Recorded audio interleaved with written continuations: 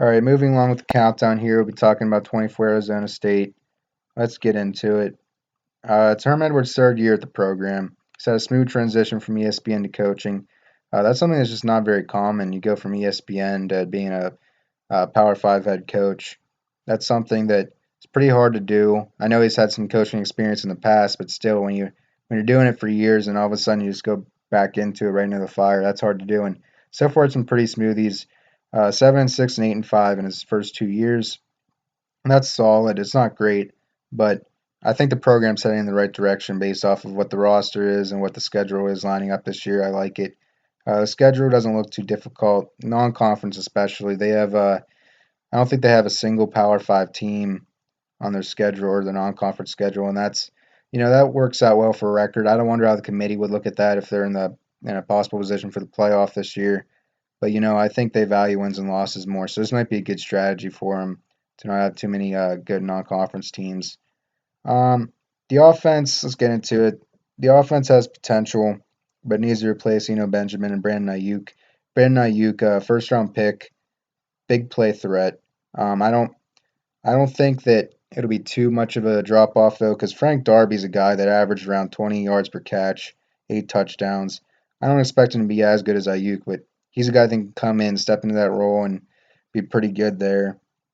The O line needs to be a little bit better. Donovan West is a good interior lineman, but there's some questions everywhere else. They got a couple transfers in Kellen Deach and Henry Addis.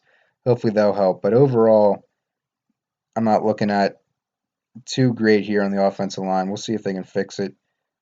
Um, Daniels, Jaden Daniels is a guy, as you see here in these highlights, he's a guy that I think can be really good. This is probably the biggest play of the season right here, down to Ayuk. Biggest win of the season against Oregon. Um, and you also see a play against Washington State where he won the game. And this is something where he can run and pass. And I think that's important in college football, especially. And as a freshman, he only threw for 2 interceptions. And that's something that is rare. Freshmen typically want to be a little nervous, force the ball a little bit more, but he didn't do that. And I think that's encouraging for this season. Now let's get into the defense here.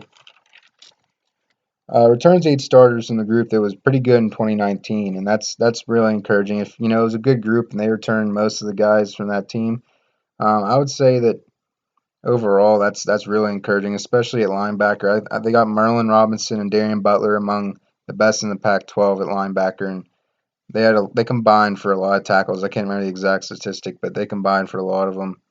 They have some talent on the D line too. Jermaine Loyal at D end and DJ Davidson at D tackle. Two guys I think can be really good there. The secondary gave up a little bit too many big plays last year. Evan Fields returns at safety. He's a good tackler. Jack Jones and Chase Lucas are also solid corners. I know they came on with a lot of interceptions last year, late in the year, but we'll see if they can continue that, create some turnovers. Some good secondary play will really make this defense possibly one of the best in the nation. We'll see. Recruiting wise, 23rd in the nation, fourth in Pac-12 in the class of 2020. That's solid. Your top 25 class, that's okay. But I think what they're really hoping is they have a really good season this year. If they do that, they can recruit probably a lot better, especially in the West Coast. I think Arizona State's a promising program. Kids are looking at them and thinking that this team could be good down the line, and that's promising because if you have kids looking at you interested, obviously that's what you need in recruiting. And recruiting is extremely important. If you have a good season this year, I think recruiting can soar up. And Johnny Wilson is their top prospect, a four-star receiver. He's a big body guy. He's a pretty big. I think he looks almost like a tight end, as you see here. One-on-one matchup. He's just pretty big. Too much of a problem for that corner. This plays a fade. Just wins 50-50 ball up here. Goes up and gets it. You'll see a play here where he just bounces off a tackler and goes straight to the end zone. And that's pretty important to have big-bodied receivers like him. I think he could possibly be a downfield threat to replace Ayuk. All right, well, starting here with the schedule, Northern Arizona shouldn't be too difficult talent-wise. I'm just going to give them a win. UNLV, kind of the same boat, not too difficult win. BYU is probably the first game of the schedule where they're probably going to have to be tested a little bit, but I still think Arizona State's just going to be able to get the job done, win. USC, in my last video, I was talking about how disappointed I am with what's going on there. I think Arizona State will win there. Oregon State, not too tough this year based on what I'm looking at for them. That's a win. UCLA, UCLA is kind of interesting. Chip Kelly has hasn't really done much with them. They got Dorian Thompson Robinson as their quarterback. I'm not sure how good he's going to be this year. He was solid last year, but UCLA is a team that has some prestige, but they haven't really been good in a while. Chip Kelly might take him to that level, but I'm not sure if it'll be this year. I'll give him a win there. Colorado, another team that's solid, nothing special. They've always just kind of been solid. I think Arizona State might be really tested by them. This might be a close game, but I think in the end they'll win. So Washington State's next. They had a really good game with them last year. Um, I think that Washington State might have gotten a little bit worse, and I think Arizona State got a little bit better. I'm going to give them a win. Cal, Cal's a team that's just all right. I'm not really impressed with anything that they have. Give them a win. So far 9-0.